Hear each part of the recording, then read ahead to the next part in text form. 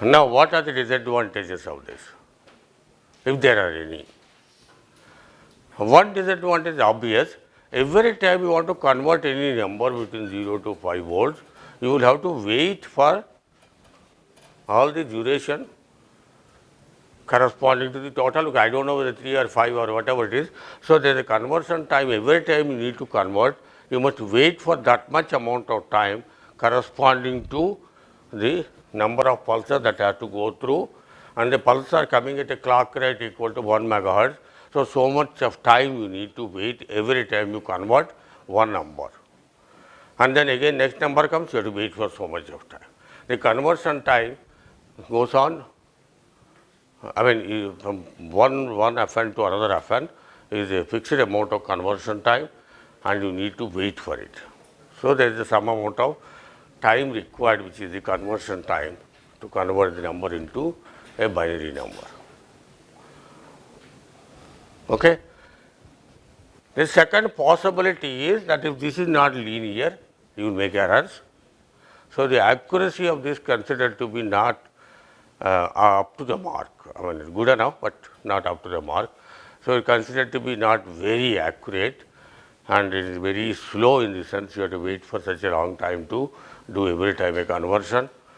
And so, these are some of the disadvantages, but the advantage of this is a very simple conceptually to make this ADC. ADCs are done like this. It is not that it is just a curiosity value. Such ADCs are called single slope ADC. Are you with me? I won't give you actual circuit diagram. You can yourself lay down by using all the steps, write down what kind of a circuit must be there starting from f of n to bn minus 1. If you can't do it, I will send you some the Moodle, as I told you. I won't draw the diagram here because that becomes too time consuming, but it is the concept.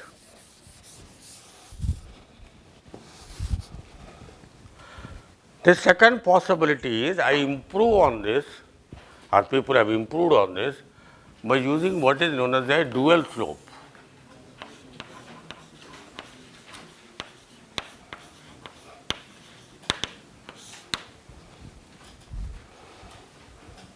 Okay.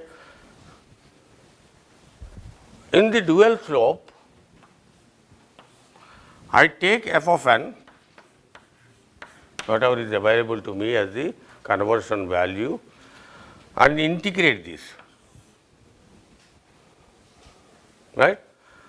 If I integrate this, what do I get? Fn is constant, just like before, we get Fn into t, integral Fn dt, so it becomes Fn into t. So, I get this ramp, and this time duration here is a fixed time duration called t int, integration time. This is fixed, a priori fixed. So, at t is equal to t int, this value will be equal to Fn into t int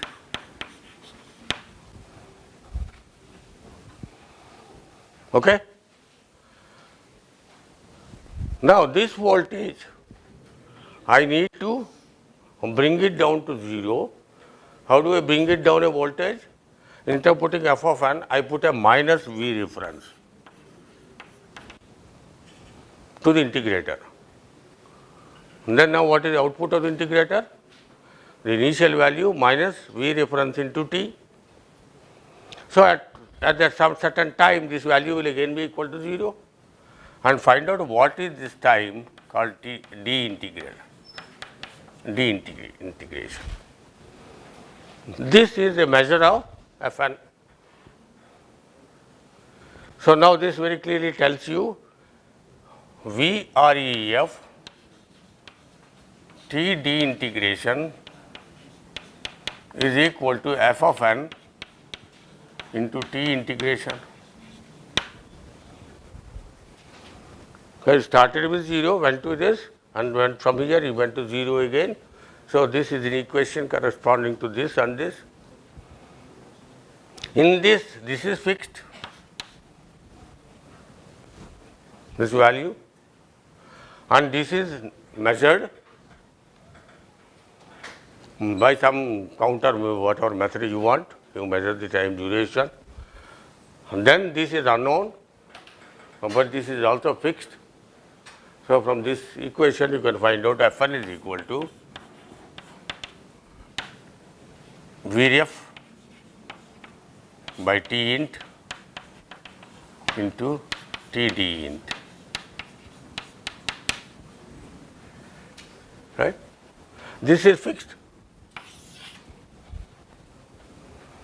Reference is fixed, T int is fixed, and so you only need to find out this. This is measured, so you can get the value of f of n. This is called the dual slope A to D converter. The advantage this is here is this and this are coming as a ratio.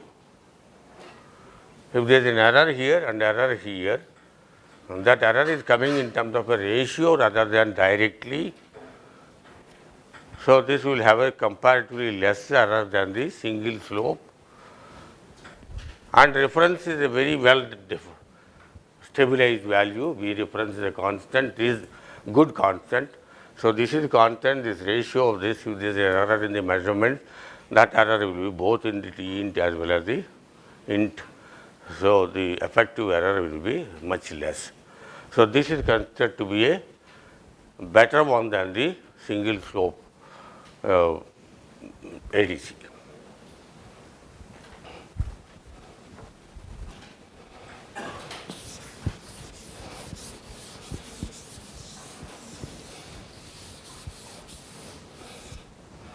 There is another method which is like this.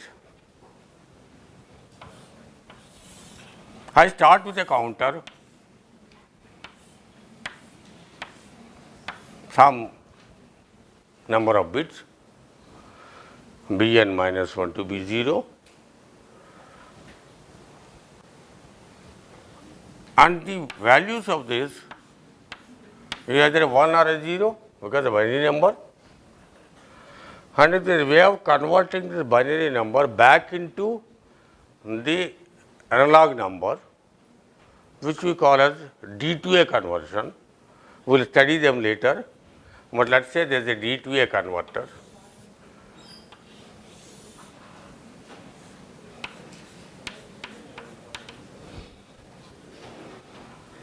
What it is, we will study just after few minutes. Now I got an analog number here corresponding to whatever is the binary number here. Now what I do is the following. This is the most significant bit and this is the least significant bit. I take this output and feed it to a comparator.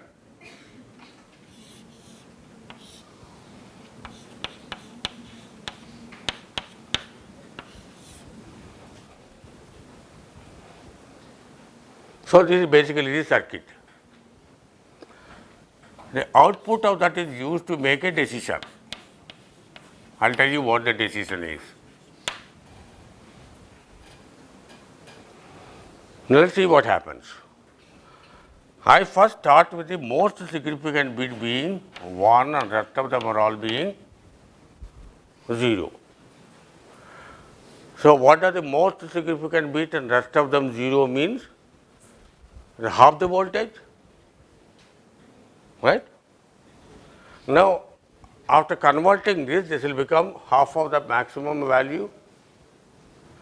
So this is now checked against what is my value here actually. If this value is more than this value, then this will give out a 1 here. If Fn is greater than D to A output, say we get 1. So that is what the comparator will give you. Continues to be there is no change, let us say it is 1. If it is 1, what I do is, I put the next one also as 1.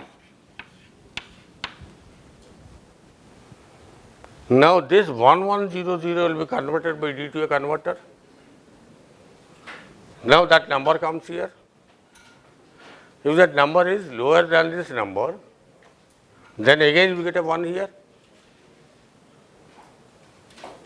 So, that 1 tells you the next one must be now made into equal to 1. Okay? Are you with me? On the other hand, when you put 1 here, if the D to A conversion of this comes out to be larger than this, then I have crossed my representation on the D to A converter on the binary number. So, at that time I will get a 0 here. When 0 comes, the decision is change this value which you changed back to 0 and substitute next one to be 1. If this is what comes here, you must change it to